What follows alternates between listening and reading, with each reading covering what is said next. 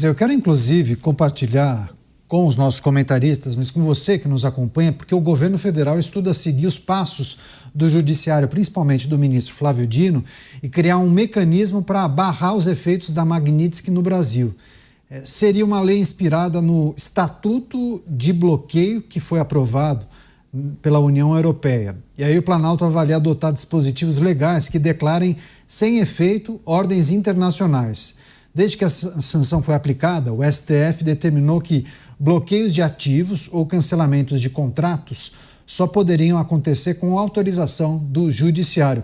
Passar para o Cristiano Beraldo, porque seria uma lei, Beraldo, para seguir aquele entendimento daquele despacho do ministro Flávio Dino, que tinha determinado que leis e decisões judiciais de outros países não teriam efeito e eficácia no Brasil, a não ser que passasse pelo judiciário, tivesse validação da justiça brasileira.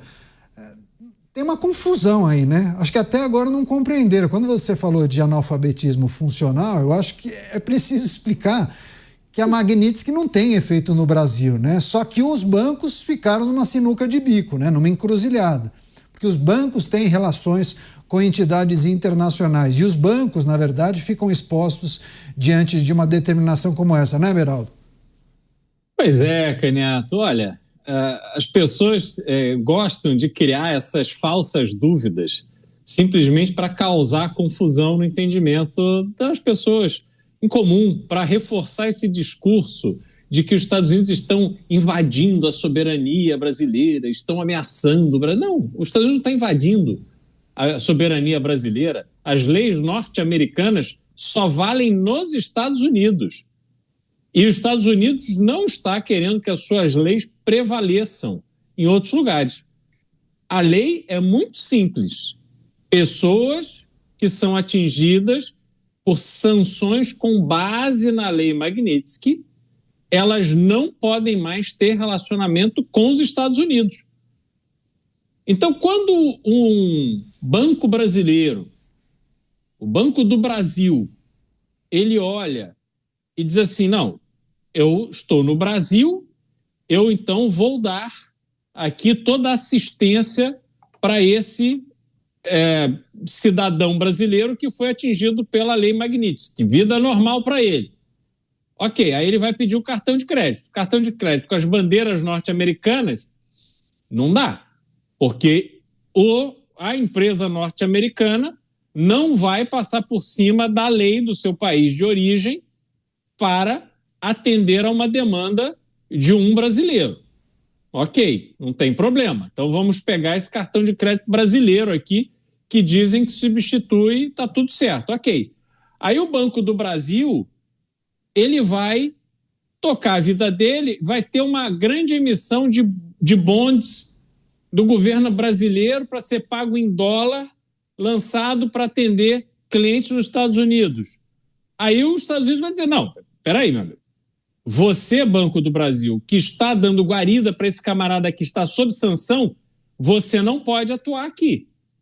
Então você atua lá no Brasil, foi uma opção que você fez, você protege lá aquela pessoa que está sob sanção, tudo bem, tudo certo, mas não vem aqui cantar de galo, queira ganhar dinheiro aqui. Ah, não, mas eu tenho um banco aí nos Estados Unidos. Olha, então, infelizmente, ou você vai vender o banco ou você vai fechar o banco. Porque aqui nos Estados Unidos, quem manda somos nós. E na nossa soberania, no nosso direito de determinar quem pode e quem não pode ter ação bancária, comercial no nosso país, somos nós. Então é uma decisão simples de ser tomada. É por isso que as instituições financeiras, que são o exemplo mais efetivo, mas não são apenas eles, essas instituições, elas cortam o vínculo com essa pessoa que está sob sanção. Você vai ter conta agora no banco da esquina. E tem algum banco, em algum lugar, que vai atender as demandas e que não tem absolutamente nenhuma dependência dos Estados Unidos. Não faz câmbio, não faz pagamento em dólar, não tem compromissos com nenhuma empresa norte-americana. Então, é tão simples quanto isso, mas como você diz, Caniato, essa questão do analfabetismo funcional exige que, muitas vezes, a gente desenhe essas coisas para as pessoas entenderem como de fato funciona e percebam que há todo um cenário para justificar um discurso de invasão da soberania que só tem objetivo político eleitoral, não tem nenhum amparo com a realidade. Quero agradecer muito a Andréia P. Lavi, dizendo que acompanha o programa todos os dias com a mãe dela. Muito obrigado pela audiência, viu, Andréia? A gente vai fazer uma rápida parada e daqui a pouco o Mota e o Dávila também vão analisar essa possibilidade. O governo pretende criar um projeto de lei para aprovar no Congresso Nacional para inviabilizar medidas tomadas pelos Estados Unidos. Voltaremos em 1 minuto e 20. Eu conto com você. Até já. Os pingos nos is. Jovem Pan. Estamos de volta com o programa Os Pingos nos Is, os assuntos importantes do dia, sempre com a análise dos nossos comentaristas. Passar para o Luiz Felipe Dávila, porque antes do break comercial trouxemos a informação que o governo pretende elaborar um projeto de lei e criar um mecanismo para tentar barrar os efeitos da Lei Magnitsky aqui do Brasil. Então, seria um projeto de lei redigido pelo Executivo e aí, naturalmente, isso seria entregue ao Congresso Nacional para tramitação e votação. Você, Dávila, queria também sua avaliação sobre essa articulação do governo para criar um projeto para barrar os efeitos da Magnitsky. Mas a Magnitsky tem efeitos no Brasil, Dávila?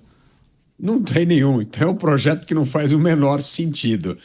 Você vai aprovar uma lei brasileira para não cumprir uma lei americana em território brasileiro. Ué, mas já é assim? O Beraldo explicou, aliás, o melhor desenho que o Beraldo fez não tem. Ou seja, a lei Magnitsky, ela tem consequência para brasileiros que atuam nos Estados Unidos. Ninguém vai impor a lei Magnitsky no Brasil, porque ela precisa ser aprovada pelo Congresso Nacional, que não vai. Então não é esse problema não existe. É um falso problema. Mas isso enriquece a narrativa da defesa da soberania nacional feita pelo governo. É o governo dizendo que aqui os Estados Unidos não mandam, quem manda aqui é o brasileiro. É exatamente a narrativa do presidente da República. Agora, ela não faz o menor sentido. E a ideia de tentar aprovar, aí sim é pior, aprovar uma lei no Brasil para burlar a lei Magnitsky, isso não vai ter efeito algum, porque as instituições, como bem disse o Beraldo, que atuam nos Estados Unidos, não são idiotas. E já viram como foi o caso do banco francês, BNP Paribas, que pagou uma multa de 9 bilhões de dólares tentando burlar a lei. Então, é um projeto absolutamente inócuo que só revela a ignorância e uma falsa defesa da soberania nacional. Quer fechar você, Mota, por favor?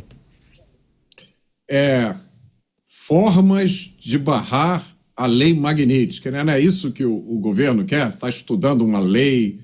Eu pensei aqui em algumas formas de barrar a lei Magnitsky. Que tal criar um cartão de crédito do governo brasileiro? Não é uma boa ideia?